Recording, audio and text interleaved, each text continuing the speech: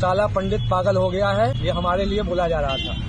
अब आप देख लीजिए, जो लखनऊ से जो कॉल आया था, पूछिए इस समय ये किससे डीएम साहब जो है वार्ता कर रहे हैं, कि हमारे लिए बोला जा रहा है कि साला पंडित पागल हो गया। यूजीसी जनरल कैटेगरी के बच्चों को नुकसान पहुंचाए या ना पहुंचाए, लेकिन ये बीजेपी का नुकसान बहुत ज्यादा कर चुका है पहले ही और आगे भी करने वाला है। ये वही अलंकार अग्निहोत्री हैं जिन्होंने पहले सुबह इस्तीफा दिया अपने सिटी मजिस्ट्रेट के पद से और अब सीधा सीधा आरोप लगा रहे हैं कि बीजेपी की तरफ से या फिर लखनऊ में बैठा कोई नेता अधिकारी जिसने पंडित को गाली दी है, यानी ये पूरे ब्राह्मण समाज से जोड़ा जाएगा। अब इससे दो नैरेटिव बनेंगे। पहला कि बीजेपी जानबूझकर यूजीसी लेकर आई, क्योंकि जब अलंकार अग्निहोत्री जी ने इस्तीफा दे दिया तब जो लखनऊ में बैठा अधिकारी है या फिर जो भी नेतागढ़ है उनको इस पर विचार करना चाहिए था। इस पर विचार नहीं किया, जबकि गाली दे दी गई। दूसरा नैरेटिव ये बनेगा कि बीजेपी ब्राह्मण विरोधी है, जो नैरेटिव ऑलरेडी बन चुका है यूपी में और इससे पहले भी आपने देखा होगा। अब विपक्ष जो यूजीसी के मुद्दे पर शांत था, उसको ये दूसरा मौका मिल जाएगा कि बीजेपी ब्राह्मण विरोधी है। देखिए, लखनऊ में बैठे कोई अधिकारी या कोई नेता खुलेआम डीएम को फोन करके गाली दे रहा है ब्राह्मण को, और अलंकार अग्निहोत्री खुद सामने आते हैं मीडिया के और ये बात खुलेआम बोल भी देते हैं। सोशल मीडिया पर विरोध इसका शुरू भी हो गया और ये आगे भी होता रहेगा। अब आप ये समझकर चलिए कि यूपी में जो 2027 का चुनाव होने वाला है उसमें बीजेपी के लिए बेहद घातक साबित हो सकता है, क्योंकि यूपी में करीब 20 से 22% जनरल कैटेगरी के वोटर्स हैं। यूजीसी के मुद्दे पर पहले ही वो नाराज चल रहे हैं। अब अगर सिर्फ ब्राह्मण को ले लीजिए तो 10 से 12% ब्राह्मण बताए जाते हैं जो वोटर है यूपी में। अब अगर ये पूरा जनरल वर्ग हटा दीजिए तो सिर्फ 80% वोटर करीब बचते हैं, जिसमें SC ST और OBC आते हैं। ऑलरेडी MY समीकरण सपा के पक्ष में है ही है। मायावती जी आ गई हैं तो अपना दलित वोट बैंक ले जाएंगी। ओवैसी लड़ना ही चाह रहे हैं, तो बीजेपी के लिए बचेगा क्या ऑप्शन? और अगर ब्राह्मण विरोधी नैरेटिव ये चल गया तो जो